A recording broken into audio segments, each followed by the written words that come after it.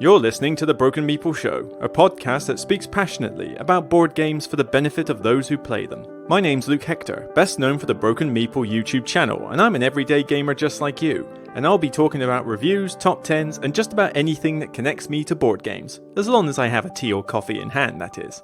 So grab a cup, relax, and enjoy. And remember, it's only a game.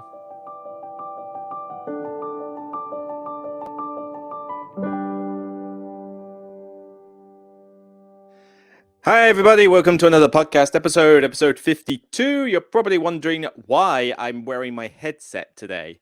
I don't think it's going to make a lot of difference, but suffice to say my neighbours moved out recently. Two very nice neighbours, very quiet and without kids. Sadly, the people who have moved in have yet to say hello to me and have two kids, and apparently they're very, very noisy. So it does mean I'm having to sort of really dodge when I can do recordings for videos, but I'm also wearing these now because I'm trying to drain out the noise, which I hope won't get picked up by this microphone, and it's just purely for my own sanity. Yeah, I am definitely a pets person, put it that way. I've always said, is that if I can ever meet Miss Right, I want to meet Miss Right, who's like a geeky girl. Like, doesn't have to be into board games, because there's something geeky that they like, and preferably don't want kids, which means that they can be crazy cat lady for all I care. In fact, I would actually like it if they were crazy cat lady, because then we'd have lots of cats, and cats are lovely and cute and fluffy. So I'll be totally down with that. Or even if she had two dogs, like I say, just pets. So long as she hasn't got a pet tarantula, I'd be pretty much happy with that, really. But yeah, so hopefully it won't get picked up on the microphone, but we'll just have to, shall we say, roll with it. On top of that, I'm having to record this with a bit of a headache, so hopefully we'll get through this episode in one piece with my sanity still intact. But, who'd be a blogger, right? So, how's things been? Well, generally not too bad. I mean, we're getting into the summer now, and views are a little bit on the low side when it comes to a lot of videos. Takes a long time for them to get up to speed, but then most people are off on holiday. They're doing stuff in the sun, and so you got to expect these kind of things with, like the summertime.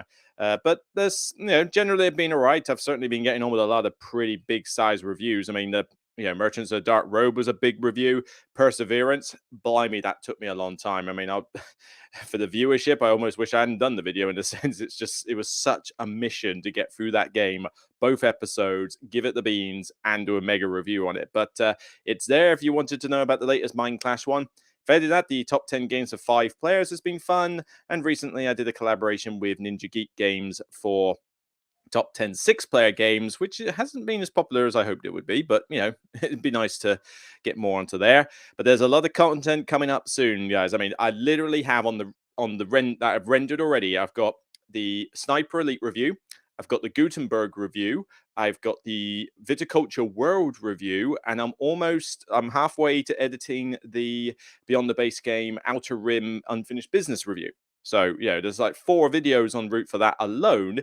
You've got this podcast. I've got a live stream with solo playthroughs on Tuesday evening GMT, 7 o'clock, where we're going to talk about top 10 games we've cooled on. So that's another collaboration top 10. And I've also got an idea I say I've got an idea. I was inspired, I think that's a bit more accurate, by a viewer who basically said, if you're looking for like other content, like other ones to do or something, have you considered that? Well, it was basically a case that they don't tend to watch reviews, like reviews for single games, which I can understand. I mean, that's kind of a thing.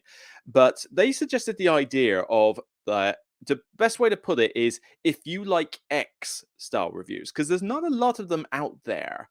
Dice Tower did it very briefly, but they were like very short and years ago. And times have changed. But not a lot of people do, like, if you like, say, Ticket to Ride, you'll like this. And the video would basically say, well, this is what Ticket to Ride is and my thoughts on it. And then it would dissect the game into several different categories, both theme and mechanics. And it would essentially very quickly suggest other titles. It's not going to be fancy. It would just be me in front of the camera in the study, my nice setup, probably very few video clips, if any. They generally try to be quick videos. Say, I hate to say low times because I always exceed them, but we'll say no more than 10 minutes max. These would be shortish videos. And I thought, you know what, maybe that's something I can look into, because my channel, well, one thing, I mean, this will link on to something I'll chat more in detail in a minute, but this is definitely a more consumer-focused channel. So I certainly would like to put out more content that is consumer-focused, and I feel that such a thing probably would be consumer focused. To say like, right, did you like playing Cluedo as a kid? Well, here's a bucket load of stuff that you can play that's similar to Cluedo. See what you feel. Light, medium, and heavy games. In fact. I reckon that could be quite cool. I could get those out reasonably quickly. I think they'd be useful. There's plenty of options as to if you like this, do this or whatever.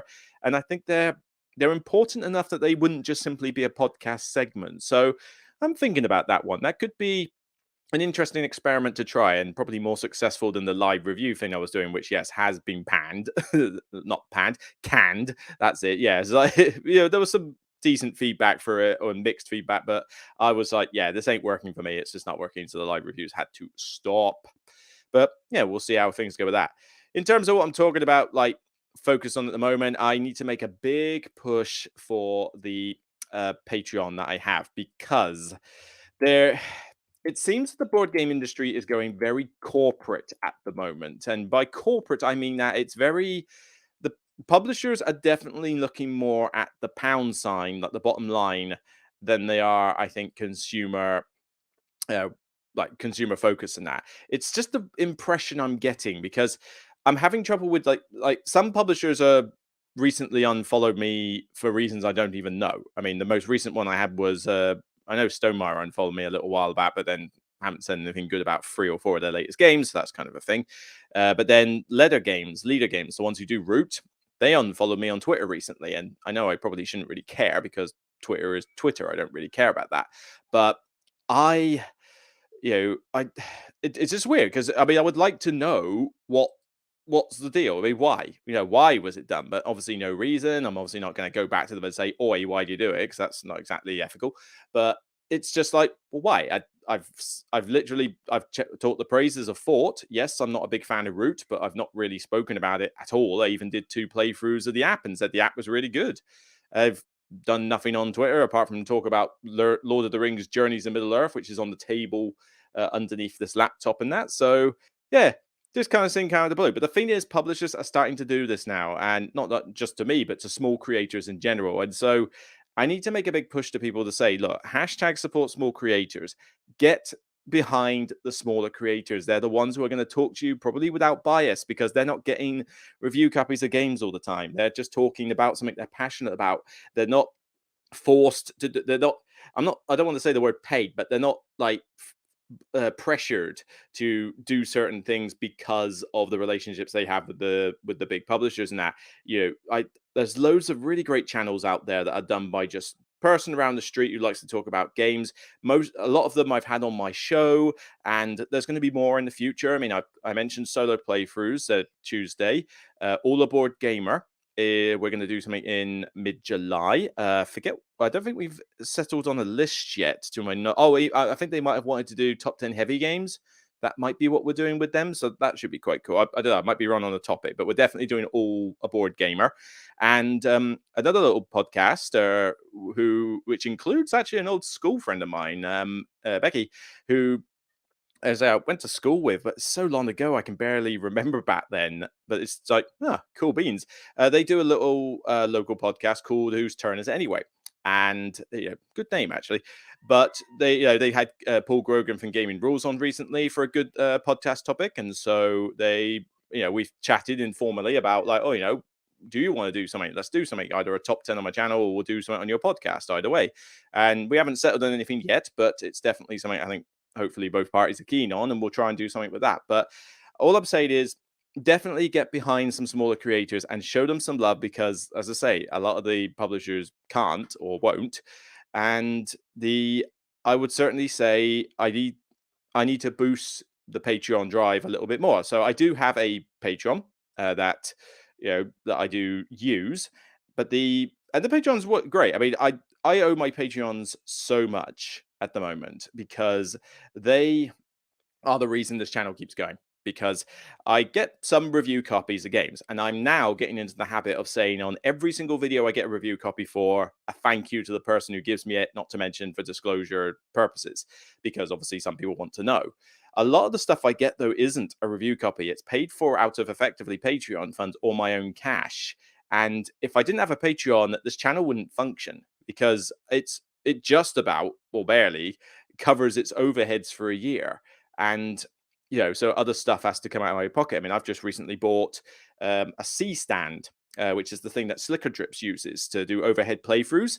Yeah, spoiler alert, I'm looking into the idea of doing playthrough videos in the future, and I thought, well, Slicker Drips does a pretty good setup, so I thought I'd ask Tom Heath, to advise me on what sort of equipment he uses, and that C stand is the one that he does. So I now need to find a good camcorder to put on the thing, and that's where I'm a little bit held up at the moment, trying to find a cheap, well, and a cost-effective yet suitable 4K camcorder that can go on a C stand, go above, do low light, nice and easy, and do some playthroughs. Now, I'm not talking live stream yet. That will come a bit later. Let's just baby steps. Let's get the first bit done first, then worry about a live streaming format, because you need multiple cameras, you need all sorts of stuff for live streaming. I mean, just take a look at Slicker Drips and Gaming Rules for a kickoff, and so you need all that equipment, and I just don't yet have that. But yeah, I figured I'd give that one a shot. But where was I? What was I talking about? Oh yeah, so with the Patreon side of things, I can't thank my Patreons enough. Every single one of them, whether they're putting in $1, $2, $5, $10, possibly even more sometimes. I mean, I'd rather have 1,000 people give me $1 a month than 100 people give me $10 a month, because money is tight at the moment. The world market has gone to pot, especially the UK market, and it's I don't want to ask people to put themselves in financial risk to support me. So a dollar is nothing. A dollar's nothing. You wouldn't even miss that, but obviously 10 might be a bit different. But the Patreon funds, it goes to like paying for the Adobe subscription, it pays for the Motion Array subscription, which is where I get a lot of my overlays and like intros and stuff like that, and like music files I use. It pays for like YouTube subscription, so I can post things up and not have to worry about them like bombarding me with ads all the time or something, which used to get really annoying. It pays for review copies, pays for equipment, so camera batteries I have to update every now and again, the tripods, the stand, this microphone, the laptop, everything had to be funded by the help of Patrons and my own cash. And even review copies now, because publishers are starting to shy away from anybody who's willing to talk, like I say a word honestly, people who are willing to talk negative about reviews as well as positive, they're shying away from, and that's happening with a few of mine. Now, some publishers love the fact I do that, but some don't, and it's clear to see which ones don't. And obviously, they want to preserve their profit line, which makes sense. I mean, you're a publisher, you're a business. I'm not holding it against them. It's just that's the way that it is at the moment. And so you have to effectively think, well, that means review copies are less, which means I have to rely on my own money and Patreons in order to get some stuff out. Like I mentioned, what games did I mention there? Sniper Elite, Viticulture World, the Outer Rim expansion, and Gutenberg. Now, in the case of those four, I was quite fortunate. Kienda were very nice to support me with the Outer Rim expansion. Portal were very nice to support me with the Gutenberg game. Viticulture World, I spent out of my own money though, and Libertalia before that. So everything from Stonemaier, I've had to get myself. Perseverance, I paid for, that big one. Merchants of the Dark Road, I paid for. What else was there? There was another one I'd got done this week. I mentioned Gutenberg, Sniper Elite, Viticulture, Sniper Elite. Sniper Elite, I paid for. That wasn't a review copy either. So a lot of these games, a lot of this content that I'm doing, particularly if it's the hotness games, I got to fend off, and so does every small creator to the most part. Some get some review copies, but some people don't get any, because they could be so small that a publisher will literally just gloss by them. And so that's why I say you need to support these creators, and that's why I like to support those creators as well. I may not be able to like give them physical cash or like every single one, but giving them shout outs, sharing their content, supporting what they do, having them on the show to say, look, we're going to do a top 10 list. Why don't you tell us about who you are? Go subscribe to them. Every little bit helps to get some exposure to them. And so if you can consider even just $1 a month for the Patreon, it all goes a long way, and I would certainly appreciate it. But if you can't, you can't. As long as you're watching the videos, I'm also happy. Sharing them, share them out on social media, because get them out. Say like so and so's done a review, and make it a discussion topic. Those sort of things work on Facebook groups and Twitter. So, but either way, I'm grateful to everybody who supports this show, whether you're a distributor, a publisher, Joe blogs around the corner on the Patreon, or even just somebody sitting on their office chair right now, listening to the show as a podcast. Or in the car seat. I'm totally like, I am so grateful to you lot. It's unreal because I don't know how it would survive otherwise. So, this has taken up too much of my life to just have it suddenly crash and burn. So, yeah, so hashtag support small creators is definitely something to think about. Right, well, that was a bit of a long intro. Right, why don't we actually get on with something you actually want to hear about, like games. So let's start off with some basic news first. I haven't got basically the show. There is going to be a shelf review. So a game that I've had on the shelf called Diamonds. I'm going to talk about later. I've got a discussion topic on rulebooks, but for now, let's just do a little bit of news. There isn't a what I've played segment today because I haven't really played anything that isn't already getting a review video at some point. Although on the side, I have played some Tricarion. I played that with some friends of mine on Friday. And as I mentioned underneath, I'm going through the Spreading War campaign for Lords of the Rings Journeys to Middle-earth. So that's been good fun. But why don't we get on to some news? So in slightly weird news, Bruno Cathala. Bruno Cathala, we love him as a game designer. He's designed some fantastic games. He is no word of a lie that I swear he's one of my favorite designers. And one of those games that he designed that I really love was Seven Wonders Duel. So Seven Wonders, I already love the game. Seven Wonders is great. Seven Wonders Duel takes Seven Wonders, makes it good for 2 players and changes up some of the rules, makes it a little bit more complex, but it's one of my favorite 2-player, if not my favorite 2-player only game that is in existence. Well, now apparently he's teaming up with Marc-Andre, who did Splendor. Splendor, as I keep singing the praises of, is just such a classic 30-minute, 4-player engine builder game that just works so smoothly. Well, apparently they're teaming up to do Splendor Duel. Yeah, a 2-player implementation of Splendor. Now, on the one hand, Splendor's a great game. I'm down for something else that uses that Splendor mechanic. On the other hand, 2-player Splendor is already pretty good. In Seven Wonders' case, the Seven Wonders 2-player variant I found to be atrocious, and a lot of people did as well. Here, though, 2-player Splendor is just fine. It's a very simple engine builder game that's lightning fast. So what exactly are you changing? You've got to add in new mechanics here.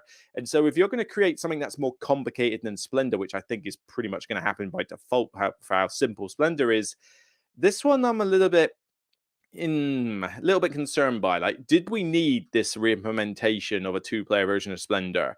How much more complex is it going to be?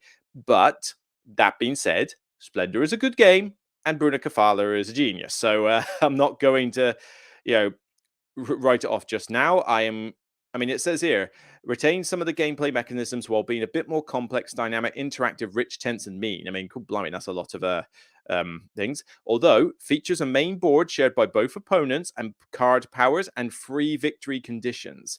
This is really going down the same road as Seven Wonders Duel, isn't it? And if that's the case, that could be actually something really fun. So I'm keen to give this one a look. I'm just kind of surprised it exists. Right.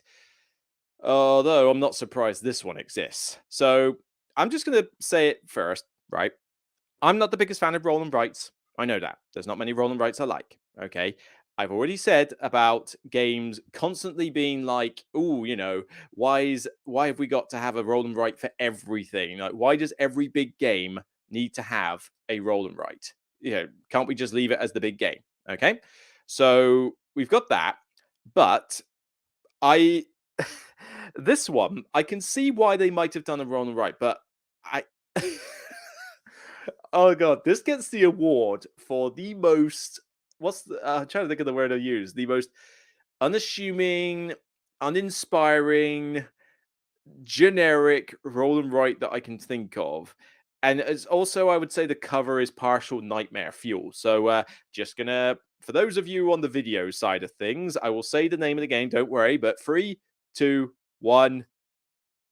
Joan of Arc, Orleans, draw and write. And how many of you just screamed at the screen about the horror that is this cover? This cover is atrocious.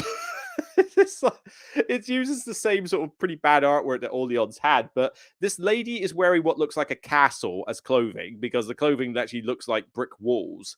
But Oh my god, this looks horrible. But look at the rest of the cover. It's literally just a white background, a very faded village in the background. It's the same sort of Orleans like art style, but man, this looks uninspiring. Joan of Arc, Orleans draw and write, as they call it. Not much detail about it. I mean, you draft tiles. Yeah, you pull tiles out of a bag and you take turns drafting them and taking actions that correspond to those tiles.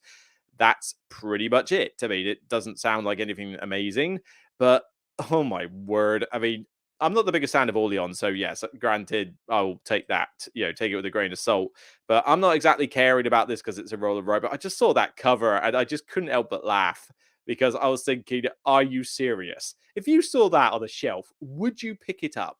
Would you grab this off the shelf if you saw a game called Joan of Arc Draw and Write with that picture?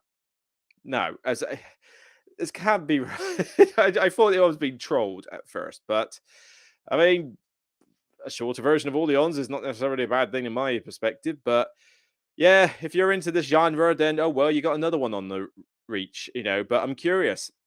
Does anybody who's a fan of? Is there anybody who's a fan of Orleans interested in a roll and write version? That would be something to know. But this one I'm curious about in a good way. Now, I mentioned about the box cover for Joan of Arc. This one just takes the case. It's literally just a black cover. There's nothing there. They haven't actually put a picture there yet. It's kind of like a work in progress picture, or at least I hope for the love of all things holy that it is, because otherwise I'm going to laugh my head off. Yeah, it's a placeholder image, right? So, okay, we'll go with that. But this is the Targi D bonus box, die bonus box, the bonus box, depending what language you're in. This is an expansion for Targi. Targi is a brilliant two-player only game, which I have not played in years because it's a two-player only game. But it's in my collection. It's got the expansion in it, and I still hold fire that this is one of the best two-player games that Cosmos has put out. It's really, really good. Designed by Andreas Steiger. Now, with this one, this is apparently a 10th anniversary of Targi. Blimey, 10 years old. I mean, it just goes to show culture of the news, not always a good thing. But they're basically bringing out this bonus box. Now, there's not a lot of content in this game, so I hope they're going to make it cheap. It's basically got wooden tokens to replace the good tiles in the base game. So it's a bit of a component upgrade more than anything else. Two modules of some extra edge cards, some new action cards, and things like that. So it's like, okay, not the most lucrative amount of content. And you can combine this with the expansion, which is all well and good. But here's the bit that really got my interest here: rules for a solo mode. Okay, a solo mode for Targi. Now, Seven Wonders Duel, love the game, but it is two-player only. Asmodee then did the print and play, or Repos Production, Repos Production to be more accurate, did the print and play uh, solo rules. I have done a playthrough of those rules on the channel. I'm pretty certain at some point I did a playthrough, so have a look on the channel for that. But it is a brilliant implementation of a solo rules for the physical board game of Seven Wonders Duel. Yes, you can play it on the app, but I'm talking getting the physical game out with the components and playing against an interesting, unique AI system with a card deck. It's a brilliant little thing. Now, if Targi can introduce a similarly great mode that isn't too complicated, but can simulate a second player to a decent extent, I will be all over this like glue, because I will definitely be down for playing some more Targi, especially when I don't have to worry about the fact that I can't get a second player at moment's notice. So I am definitely curious to see how they're going to do a solo mode for Targi. I mean, it's got to be doable. I can imagine it's going to be an Autumna deck, which dictates which edge cards the Meeples will go on. And then based on that, you'll do your game, and then they'll take certain cards based on what they're after. Hopefully not too complicated. But that's the only way I can see a solo mode working. But I am totally down for this. Well, I don't even care about the rest of the box. Frankly, just give me a print and play of those solo rules and I will be perfectly happy. But yeah, it's on the way. So if you're a Targi fan, but you always fancy playing it solo because you can't always play it two players, you could be in with some luck. I think all of this is 2022. It does say 2022 on the cover. So, let's just hope it stays that way. Okay, right. I'm going to take a big swig of my drink. Sweet apple and blackcurrant squash, because it is hot. Not quite heat wave temperatures anymore, thank God, but it's still bad. Right, we're going to do a shelf review. So, well, spoiler alert, there's the rating there for some people. But, I'm actually thinking I might increase that rating. So, hear me out. This is Diamonds. Diamonds is a trick-taking game done by Stronghold Games. This is a second edition, and this is the copy I have at the moment. Diamonds, well, actually, first off, bit of background on trick taking. If you're not familiar with what trick taking is, it's basically if you've ever played trumps or hearts or anything with a classic deck of cards, it's where you play a particular card, let's say a ace of diamonds or whatever, and other players then have to follow suit. So they play diamond card, diamond card, diamond card. Whoever plays the highest card in that suit wins the trick. If you haven't got a diamond to hand, like you haven't got the suit that was played, you have to follow suit with something else, but you won't win the trick. Now, very simple, and trumps was basically that, but one suit dominated other suits. With hearts, it was a case that you scored points, but you didn't want to score points. You were trying to get as low as possible, but you could shoot the moon for something crazy, which almost never happens. I've done it once, where you try and win all the tricks so that everybody else suffers except for you.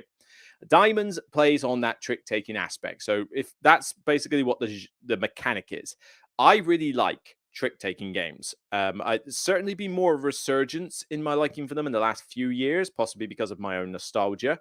But even so, I enjoy a trick taking game. I think it's probably because they are being used in much more interesting ways now. I mean, you've got the crew and you've got Brian Borrow and even, well, as much as I hate to say it, Leader Games, Arc, which I haven't backed, but I'll try it on retail release, that apparently uses a trick taking mechanic in that one. And so, yeah, that they're being used in more interesting ways. Diamonds feels like a classic game. So what you do in Diamonds is you basically are playing cards of the different suits, so diamonds, hearts, spades, and everything. But there's up to 15 of each suit, which is a bit more than usual. And hang on, bring that picture back up. There we go. And so you're just playing these as normal, and you play and you follow suit and you try and win the trick. Okay, where's the difference here? The difference is that you are trying to collect these diamonds, these literal diamond little gemstones behind your screen. They're in your safe, essentially. Now, these diamonds will score you points at the end of the game based on whether they're in your vault or in front of your vault. So you can have them stolen off you if they're not in your vault. Now, what happens is you play several rounds, and in each round, you're dealt out all the cards. You're then allowed to pass one, two, or three to a neighbor, depending on the first player. And so you play a normal trick taking game. So I'll play a three of hearts, and you follow with a heart, heart, heart. But whoever wins the trick gets to perform a special power based on the suit that was used. So with this, so for example, if you play all the hearts, so if you play hearts and you win the heart trick, you get to put a diamond from your showroom into your vault. A diamond suit might allow you to stick a diamond directly into your vault. So there's very simple little rules with how they work, but that's essentially what you do. You play through the whole round, play several tricks, and you're manipulating these diamonds and trying to get hold of a bunch of them. The reason this works so well, though, is because it's such an easy teach in person. I know I'm not doing the best job of it at the moment, but the idea that you basically just play a normal trick taking game, but then you have these powers for, a diamond allows you to put it straight into your vault. The heart allows you to put it in your showroom. The spade allows you to put it from your showroom into your vault. The club allows you to steal one from another player. It's, just very simple little powers, but it's more than that.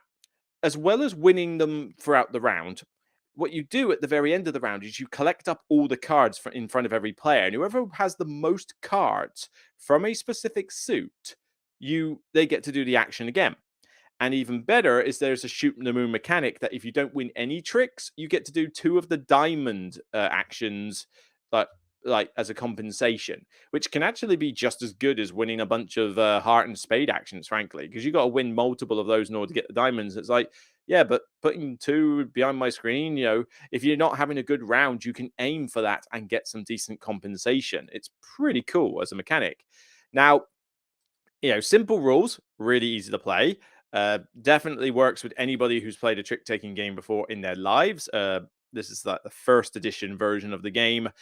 Second edition, I think, tweaks some rules or just improve the graphic design a little bit. So, this format is a lot better. So why don't we just blow up that picture and leave it there for a bit? Oop, things are not wanting to play ball with me at the moment in terms of my laptop. There we go. But what I like about this game is not only those special powers are really sweet, but it's simple and you can tailor the length of this game to how much you like. The game says go on for 6 rounds. Do not do that ever. It takes too long. It can go up to 6 players. With too many players, it's a little bit chaotic. I quite like this with 3 or 4 players. I think that works best. But I would say stick to 4 rounds max. 3 rounds is decent. 4 rounds is probably ample. 5 and 6, you're just going through the motions again. It's unnecessary. So you can get this done in a decent amount of time, say an hour tops, 3/4 of an hour tops, if you just tailor the rounds a bit. If you play this with a lot of players and play 6 rounds, you will not be done in an hour. It's not going to happen. But yeah, the game was dirt cheap. I bought it at Essen of all places for €10. That's pretty good. Now, that must have been on some kind of sale, but even so, it's not that expensive to buy this game. And it just feels like a classic trick-taking game. You know, if someone has played only trumps or hearts and they're like, oh, but I don't want to get into anything too complicated, this is basically what they've been playing for life with just a couple of extra special powers thrown in. That's literally it. It's just a very cool, simple game. And, you know, I think it kind of sparked my resurgence of getting back into some of these trick taking games. You know, this is definitely a much more classic, normal style of trick taking game as compared to something like The Crew or Brian Boru, as I mentioned, which are a lot more sort of involved. But then also it's different from games like Niet, or what was it called? The Goblin King or Dwarf King that Bruno Ferduti did. I haven't actually played that one, but it was basically chaotic powers. But there's other trick takings I've gone for. In fact, Tournament of Camelot is on my shelf downstairs. I've yet to play it, but that seems pretty cool. The idea that you're playing a trick taking game to like survive a combat duel, and it's like, okay, interesting. So you lose life based on the trick, special powers. It's like, I'm interested to try that one at some point. So yeah, Diamonds has just been a pretty solid hit. I've rated it a 7 out of 10. Now, I'm tempted to raise that to an 8 because I do enjoy this game quite a bit, but I don't always bring it out. So 7, 8, I'm curious where. Hold on. I mean, it is definitely one of my favorite in that respect, because it does do a lot of it. I mean, yes, I'd rather play The Crew, or maybe some more like intricate trick taking game. Like Fox and the Forest is another one. But certainly, I think I don't know. I'm going to leave it at 7 for now, 7 or 8. But this definitely gets a seal of endorsement from me. I think it's solid. Anybody who's into the genre, or if you just want a simple card game that you would be able to teach to non-gamers, I think this is a pretty decent one to go. So Diamonds off the shelf so off the shelf review of Diamonds, which remains on my shelf from since the day I bought it, actually. Right. Okay, right. Let's talk about the discussion topic now while I've still got a voice. So, I was trying to debate what to talk about this time. I need to do another Patreon post to ask people for Q&As. In fact, yeah, on the subject of that, I can't I haven't got the time to do like lots of advanced videos and like Patreon only stuff. Paul Grogan's got a bit more time in his hands for that. But what I tend to do is I tend to get people involved. So, if you're on a lower tier, you get to ask questions for me to do on Q&As at your leisure. You don't have to wait for me to prompt you. I also ask for podcast discussion topics. Again, you don't have to wait for prompting. You can just you can start a message, or you can respond to one of my posts when I call up. I need to set another one of those up, actually. And if you're on a higher tier, you actually get to vote and suggest ideas for top 10 lists, both collaborations and otherwise. So you basically get you get involved in what I put out content wise. And if this new idea of mine takes off, then we'll add that as a part of the tier, that you can advise me on what game you would like to see on those ones. That'd be pretty sweet.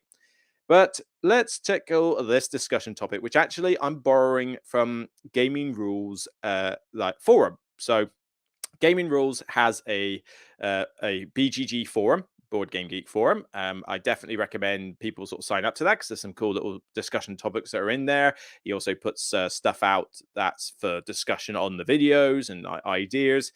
And so there's a general question that came up in here from Miss Monica here. Has a rulebook or a game in total ever defeated you so that you don't play the game? Now, that's I'm not sure that's the best wording, but basically what this is getting at is, has a rule book ever destroyed your appreciation of a game? Like, can you think, oh, the game's got some great components, it's got some great mechanics, it's got everything, but then you're slightly defeated because the rule book you hear is pretty bad, or like, or when you get for the rule book, the fact that it's such a chore to learn, maybe a chore to teach, and that becomes a killer for the game. I have to say, this is actually more prominent than you think, because for me, that actually is a big deal, especially with these big games. Like, for example, over there in the corner of the table, I have Carnival Zombie, the second edition. Now, this is a pretty big box game about tower defense from zombies. I've never played the first edition. I have no idea how the game plays, apart from like what mechanics are in it. The rule books, I'm looking at them and I'm thinking, there's a lot to absorb here. Am I going to have the time and effort to like get through this rule book? And I mention rule books on every review I do because, I think it's important. A lot of people who review games actually don't talk about the rule book, which shocks me to like no end, because I get that it's subjective. People are going to absorb rules in different ways. They learn games by different ways, and some people understand complex rules more than others. But I think you still need your personal opinion on the rule books in a review, because at the end of the day, like, practice what I preach. A rule book can destroy an experience for me, particularly if it involves a lot of effort. So, I mean, taking some heavy games recently, I mean, they're going to have the most thickest rule books, but you expect that for a heavy game. But it can still go a little bit far. So, one game in particular, Defense at Procyon 3, I believe it was. Yeah, Defense at Procyon 3. I gave it a sort of like first impressions review back in back in January. And one of the biggest problems I had with it was that it was basically like it had 5 rule books in it. 5 rule books. One for each race, one solo, and I think there was one other I can't remember, but maybe there was a sixth, but there was certainly at least 5 rule books. I can't handle that. I'm sorry, I just can't. It was too much. Asking people to have to read an entire rulebook to themselves and then try and understand them all yourself, it just took this one way out of my comfort zone. But then recently, on the Perseverance review, I made a big deal about the rules being complicated in that one. And certainly more people have agreed than disagreed. Certainly the big fans have come out in the, to say their negative comments on that subject. But, Perseverance has a rulebook for each game, plus a solo rulebook, plus a Chronicles rulebook. And they're very long rulebooks with a lot of rules in them. It became a bit of a chore to learn this game and get it played to the extent where it was worthy for a review, to the point where I wish I didn't even have to. Well, I didn't have to review it. I paid for it out of my own cash, but a lot of people wanted to know if this 2 episode thing worked, so I thought, all right, let's do a review. Man, it was a lot of effort for it. And it got to the point where I said, look, you know what? I don't want this game anymore because I can't deal with this amount of rules all the time. And it's not just a case of, oh, the rules are complex, because I've got games on my shelf where the rules are complex. I mean, come on. Do you think any of the Lacerda games behind me have simple rules? There's plenty enough to do. But there's a couple of other factors to consider. Firstly, how much are you going to remember these rules? So when I learn a heavy game like Ark Nova, for example, or even Spirit Island to an extent, I remember most of the rules from a game to a game because they are either intuitive or they thematically make sense. And so in Ark Nova, a lot of the rules I explain tend to relate to the theme. And theme is a big draw for me in games because it makes teaching the game easier. Perseverance has a really cool setting. I wouldn't say it has the easiest theme to teach with the rules, though. Tricarion that I played recently, that's another thing, because yes, it's got a really cool thematic setting, but it's not like you can teach the rules to it easily, particularly when you're starting to deal with things like trick links and the performance cards and the fact that the tricks don't actually mean anything. It's just the title and what yield they give you. It's like, you struggle to get past that. But then I can play a game of Caverna and Fields of Isle and teach you most of it by thematic inclusions. I made a big deal about Predaporter on my shelf behind me. You can explain most of Predaporter by theme alone. It's that good. And even the Lacerdas behind me, the Kanban and the Gallerist and Lisboa, maybe not Lisboa to an extent, but Vinyos maybe, Viticulture. All of these games have solid themes that make teaching the heavy complex rules a lot simpler, and it makes a big difference. So, with that said, Carnival Zombie might work. I need to tackle the rules to it. But yeah, big heavy games, they can be problematic with the rule books, and I'm getting into this mindset where like life's too short, time is precious, and I can't be dealing with these ridiculously overcomplicated rule books in plentiful quantities just for a single game. I got enough games I need to get played and reviewed without having to devote my life to this one game. It just doesn't work in that respect. Now, in those circumstances, it's not that the game is terrible or the rulebook is terrible, because I don't think the Perseverance rulebook is bad. I don't think that a lot of these other heavy game rulebooks are bad, but there's a lot of stuff in there.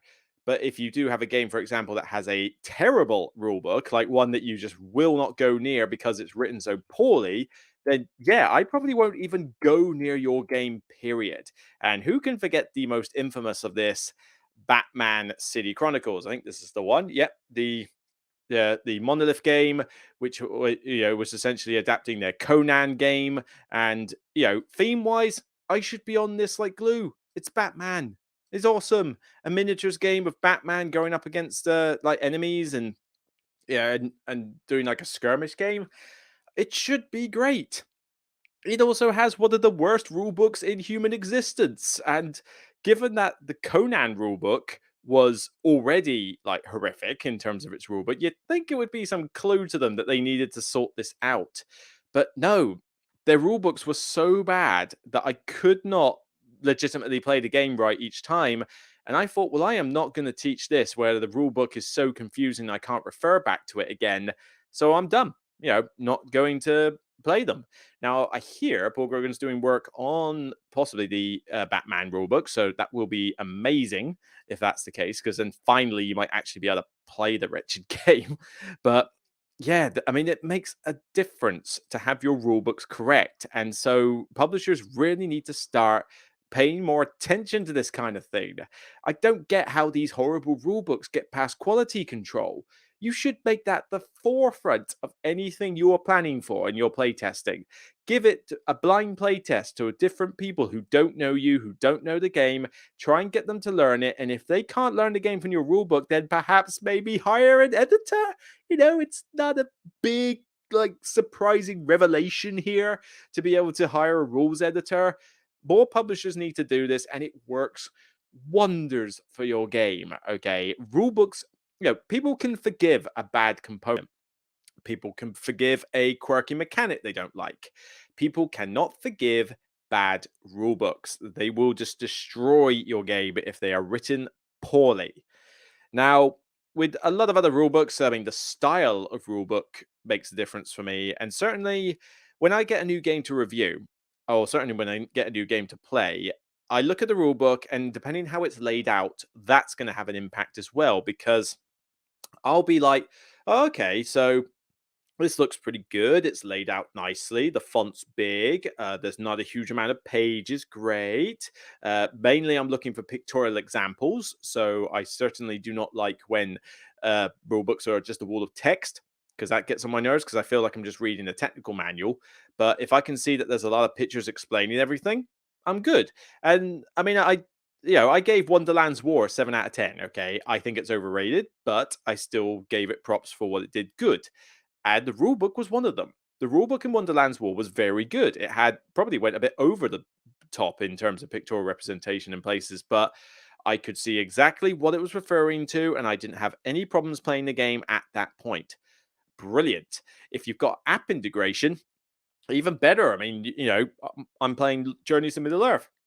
I haven't played it in a while, so I thought, oh, I'm gonna have to read a bunch of rule books, and as I read them down here, I've got the rules reference and spreading war here. So you know, expansions don't have that big a rule book for these, so that's an easy one to include. In fact, most of it's just rinse repeat. But there are some things that I've forgotten since the last time I played it. So, I forgot, oh, what does that keyword exactly mean? Or is that right? Oh, what's the exact definition of resetting a skill deck? And then other little bits like, oh, does this happen at that point? And these rule references are great for me to find that because I can find the rule and just get on with the game. I don't have to read the entire rule book to learn it. But all I pretty much did was I got the stuff out and followed the app. The app gets you into it. And so something like Mansions of Madness and XCOM, for example, that take you through the game and handle a lot of the admin and bookkeeping make a wonderful difference. If I hear that it's something like Mansions of Madness where there's app integration, it's instantly going to like perk up my spirits for your game because I know that the app is going to handle a lot of the rules problems and make it a lot easier to learn. Now, of course, you could have a bad app as well, or something that doesn't really help with the rules, and that is a potential factor. But there's not many occasions where I've had that issue, it must be said. I mentioned briefly earlier that your ability to teach a game is going to be influenced by this. So it's all right saying, "Oh well, it's not the most complex of rule books," or even if it is a complex rule book, how easy is it to teach the rules though? I honestly don't have that much trouble teaching Arc Nova. Yeah, there's a fair amount to get across, but because I can use theme to describe a lot of stuff that happens in it, and because a lot of the rules are fairly intuitive, it works wonders for being able to teach it. Because Arc Nova is a heavy game, but it's not heavy because there's 50 million rules. It's heavy because the stuff you are doing in the game requires thought. Whereas, as I mentioned Perseverance earlier, yeah, the stuff you're doing in the game is heavy, although I'd argue actually that it's only midweight in some respects. I don't know, it's still technically heavy, I guess. But there's a lot of rules, a lot of different things going on, a lot of little interactions, like if this happens, do this, if this happens, do this. That makes it an absolute chore to teach because there's the question of time span between games. Who's playing Perseverance every single day at the moment? I would envy them for how much time they have on their hands. That would be insane. But, you know, if I put down Perseverance after playing it once, it could be months before I play it again because it's so long and involved, compared to getting everything else out. And so, how am I going to remember all those rules? I'm going to have to relearn them all over again. They won't stick in my head. But there's a bunch of games on my shelf here where, even though I haven't played it for a while, I wouldn't need to learn that many rules again because they stick. They're not so fiddly. They work with the theme. They're more intuitive. The Ryan Lockett games there. I haven't played Empires of the Void in a while. I guarantee you, though, when I get it out again, I might have to skim the rule book once briefly to check on a couple of things, but I could pretty much teach Empires of the Void 2 right now if that was the case. Obviously, a simple two-player game, a simple filler, and that requires nothing to teach. I mean, Splendor obviously is not going to be a problem. Seven Wonders, Some Wonders Architects, I think Barron Park, Alice's Garden. Small games have small rule books, therefore they're always a good thing. I mean, if you overcomplicate a small game, you've kind of failed really because that's not what it should be.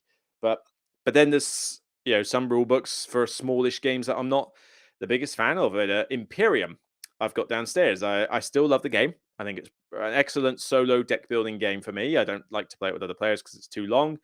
But the rulebook in that from Osprey Games is not particularly great, is it? It could use a rules rewrite, not just in the look, with more pictorial examples, but just to make it more clearer. And so that does put me off bringing Imperium out. I still think the game's great, and I want to play Imperium, but I know there's going to be that learning curve. I'm going to have to jump into that hurdle. Robinson Crusoe's another one.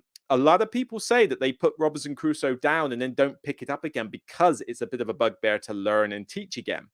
The new version coming out with the tutorial could really solve that problem, but it's a factor. It's something that people care about. So my voice is starting to go a little bit, so I think I might wrap things up there a little bit earlier than usual. But just that's basically what I'm saying. The question of can a bad rulebook or complex rulebook kill your enjoyment of a game? I think the answer is wholeheartedly yes. People don't want to have to put that much effort to learning the game constantly over and over again because publishers should be making these games accessible to as many people as possible, and they should be getting their rulebooks right. They should be proofread. They should be blind play tested. They should be edited by a proper rules editor for language and everything.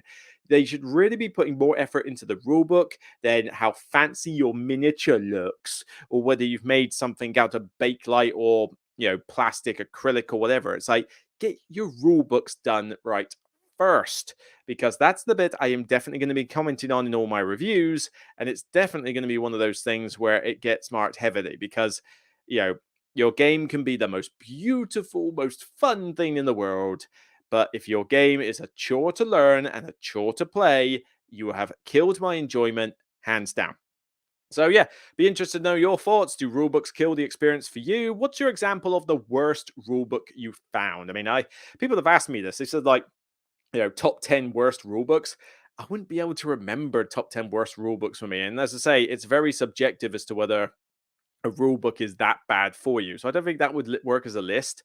But I mentioned a couple there.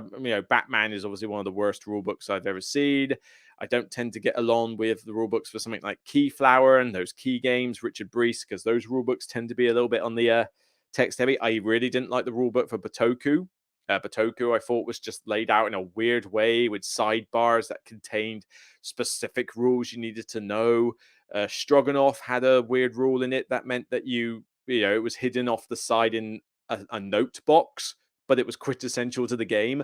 Imperium's got a pretty terrible rule book. So there's a lot of examples of bad rule books, but I wouldn't be able to do a list of them. But I'd be curious, what's the worst rule book you've come across? And I don't want to know the best rule book, because hopefully all games should have the best rule book. But what's the worst one you've come across? Let me know in the comments. So that's it for me. I'll see you on the next Broken Meeple video or podcast. Remember, check out all the video content I'm releasing this week. If you can, please subscribe to the Patreon. Failing that, come and watch the top 10 live stream with me and solo playthroughs, Greg, on Tuesday evening GMT 7 p.m, because I think it's going to be a fun list. I need to actually get round to drafting that list somewhat pronto, but that's going to be pretty cool. And of course, I'll see what happens with regards to that C stand, and if I can get it working. I'm certainly going to need to think of a decent camcorder for it, and also the idea of that new, if you like Game X, you're like this type segment. So there's a lot of stuff on my mind. All I got to do is just try not to be too deterred or bummed out by, corporate board game industry stuff and popularity, and where the more you talk positive about something, the more publishers will be behind your back. I mean, I've seen some major stuff lately of, like, publishers like share content out because they're going, oh, they love this so much, thank you, thank you, thank you. Yeah, I bet you wouldn't be sharing it if it was an average review, would you? I bet you would not be sharing it if it had cons in it. Of course they wouldn't, because it's bad for business. But that's the way it is. My channel is very consumer focused. It's not corporate focused. It's going to hurt me in some respects, and I need to try and not let it get to me and just continue doing what I do, which is enjoying talking about board games and focus more on the small creators front, as well as I said, being more consumer focused at the end of the day, because somebody's got to. So I'll see you on the next Broken Meeple video. If you like what you see, please consider thumbing up the video, subscribing to the Patreon if you can, or subscribing to the channel. And remember, comment on what your worst rulebook you have found is. Until next time, you can check out more content on the channel, including the recent review I did for Perseverance. Go check out that mega review. But you can also check out the top 10 6-player games I did with Mark Monk from Ninja Geek Games from the last collaboration I did. Hashtag support small creators. Take care, and remember, as always, everyone, it's only a game. Bye for now. Love you all.